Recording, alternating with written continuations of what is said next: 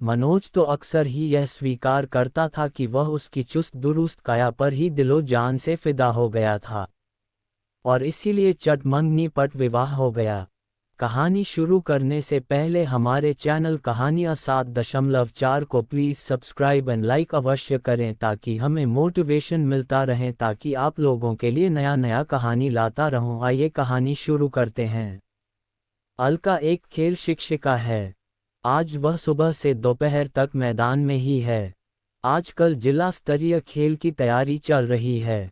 सभी खिलाड़ी काफ़ी उमंग से तैयारी कर रहे हैं। अलका भी उनके उत्साह को देखकर पूरे समर्पण से कोचिंग दे रही है। मनोज ने 2 बार फ़ोन करके पूछा भी है कि आज बहुत समय लगा। अलका ने कह दिया है कि अभी 2 घंटे और लग जाएंगे। इस समय एक ब्रेक चल रहा है। अलका भी काफ़ी पीते हुए आराम से बैठ गई है। कुछ छात्र अब भी दौड़ भाग कर रहे हैं। इन सब में अलका को अपना अतीत नजर आता है। अगर उसके पैर की हड्डी न टूटी होती तो आज वह राष्ट्रीय स्तर की खिलाड़ी तो जरूर होती। अलका को खेलकूद बचपन से ही पसंद था। साथ ही साइकिल रेस तो उसका जुनून ही था। हर साल एक ऐसी साइकिल रेस होती थी जिसमें 14 से लेकर 18 साल तक के ही प्रतिभागी शामिल हो सकते थे। अलका 4 साल तक उसमें विजेता रही, मगर 5वें साल उसको सड़क पर ऐसी खतरनाक ठोकर लगी कि वह 4 महीने ठीक से चल तक न सकी। फ्रैक्चर ऐसा हुआ कि 2 महीने बाद अपने आप फिर से हड्डी में दरार आ गई। लेटे लेटे उसका वजन और दुख दोनों ही बढ़ गए थे। गहरा अवसाद हो गया था। उसे खेलकूद से डर लगने लगा। फिर एक दिन उसने एक युवक को देखा। वह बैसाखी पर चलकर भी अपना कारोबार कर रहा था। उस दिन अलका ने फिर हिम्मत की। साइकिल रेस में तो अब वह नहीं जा सकती थी, मगर मैराथन आदि में वह जरूर दौड़ती थी। उसे कॉलेज पूरा करके शहर की हॉकी टीम में शामिल होना था कि उसका मनोज से रोका हो गया। अलका का तो लगभग गरीब ही परिवार था। घर आया संबंध इस तरह छोड़ना ठीक भी नहीं था। मनोज ने कोई दहेज आदि की किसी भी तरह की मांग नहीं रखी थी। ये भी राहत की बात थी। अलका ने हामी भर दी। खिलाड़ी से दुल्हन बनना स्वीकार किया।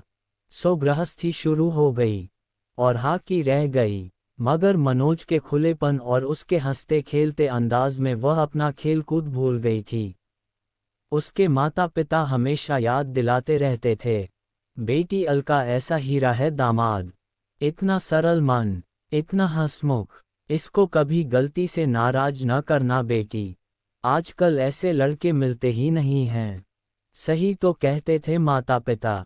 अलका को एक दिन भी कुछ तकलीफ नहीं दी मनोज ने। कितने काम तो वही कर देता था। सुबह दूध ले आता, नाश्ता बना देता, पानी आता तो पीने का पानी भर देता था। इस तरह सुकून से दिन गुजर रहे हैं।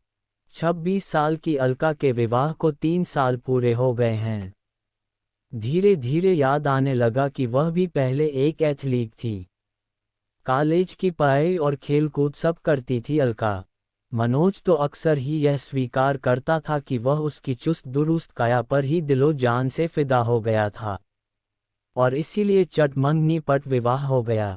जब पिछले साल पति मनोज को नई नौकरी के लिए गाजियाबाद जाना हुआ तो अलका को अपना खिलाड़ी रूप फिर से याद आने लगा, और उसने एक स्कूल में प्रार्थना पत्र लगा दिया। अलका को खेल शिक्षक की नौकरी मिल गई। अलका मेहनतकश है, उसका मन लग गया है। यह एक निजी स्कूल है, 8वीं तक का है। खिलाड़ी बच्चे बहुत ही अच्छे हैं। अलका इनको खूब अभ्यास कराती है। मनोज यहाँ एक चावल की मिल में नौकरी करता है। इस साल नई नौकरी में आने के बाद अब वह सुपरवाइजर हो गया है। अलका ने मन ही मन मनोज को याद किया। वह अच्छी तरह जानती है कि आज वह ठीक 4 बजे आया होगा।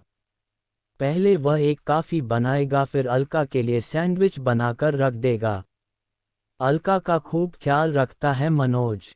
अलका भी तो सरल मन की है, बाहर से लोहा और भीतर से मोम है। मनोज और उसका बंधन इसीलिए इतना मजबूत है।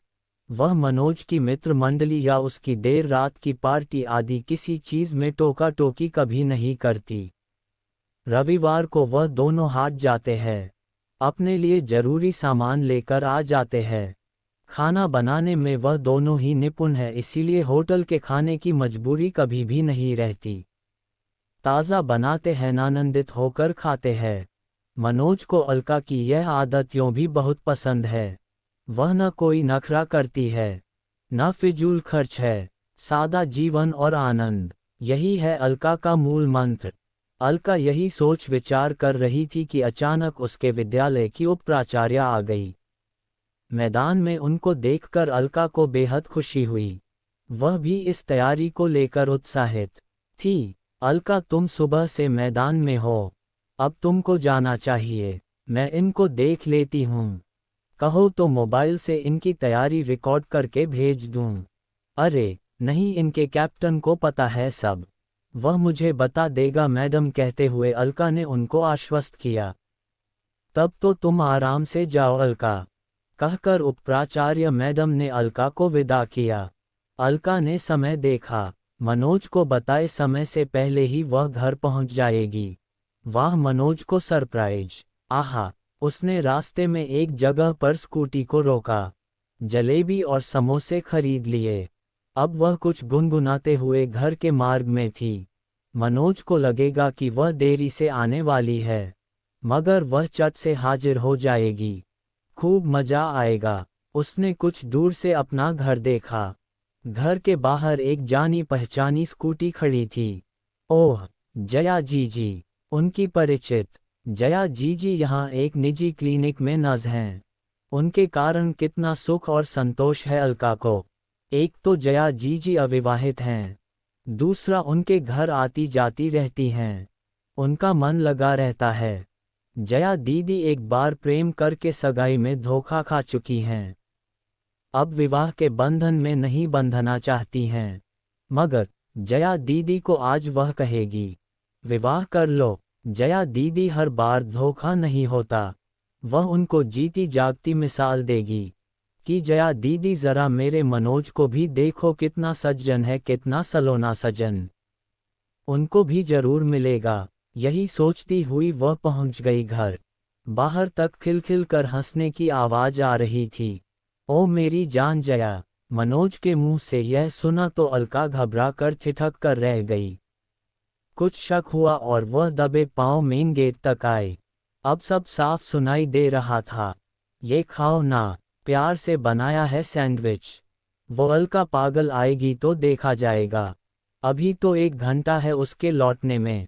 शरारत से ऐसा कहकर मनोज ने शायद कुछ किया था कि जया की तीखी आवाज आए, ओह मनु डार्लिंग, मेरा गाल तो मत खींचो, मारूंगी। ये सुनकर अलका के पैर जैसे जम ही गए, मगर उसे फिर सुनाई दिया, लो मारो ना, मैं तो बेकरार हूँ मार खाने को। उसके बाद दोनों के हंसने की, दोनों के ही उठकर भागने की, भीतर शयन कक्ष में जाने की तथा शयन कक्ष का दरवाजा बंद होने की आवाज सुनाई दी। यह अपनी आंखों के सामने होता देखकर अलका को काटो तो खून नहीं। कुछ सोचकर उसने भारी मन से दरवाजा खोला और भीतर आए। उसने देखा कि बैठक में टेबल पर नाश्ता सजा हुआ था, मगर आधे से अधिक जूठा था। अलका के दिल ने कुछ कहा। उसने अपना पर्स लिया और अपने पास रखा। जलेबी और समोसे वहीं पटक दिए। अब वह चुपचाप रसोई घर में जाकर चाय बनाने लगी। अचानक अदरक कूटने की आवाज ने जया और मनोज को चौंका दिया। वह दोनों अस्तव्यस्त हालत में बाहर आए। ये देखकर हक्के बक्के रह गए कि उनकी पोल खुल गई थी। दोनों ने अलका को बैठकर चाय पीते हुए देखा। अलका ने चाय का घूंट लिया और बस इतना ही कहा, मनोज, मैं गरीब घर की बेटी थी, अब मैं आत्मनिर्भर महिला हूँ। तुमको ये खुलापन मुबारक। जरा खेल प्रतियोगिता होने दो, उसके बाद मैं इत्मीनान से अपना सामान समेटकर तुमको टाटा बाय बाय कर दूंगी। फिलहाल यह जलेबी और समोसे का शगुन करोगे। संबंध विच्छेद का यादगार पल। अलका ने इतने आत्मविश्वास के साथ यह कहा था सुनकर जया और मनोज अपनी ही नज़र में गिर गए। वह कहीं के नहीं रहे, मगर अलका ने उनकी तरफ देखा भी नहीं। अब वह न तो मनोज को पहचानती थी, न जया को। उनसे बेकार बहस करके वह अपनी मानसिक शांति भंग नहीं करना चाहती थी।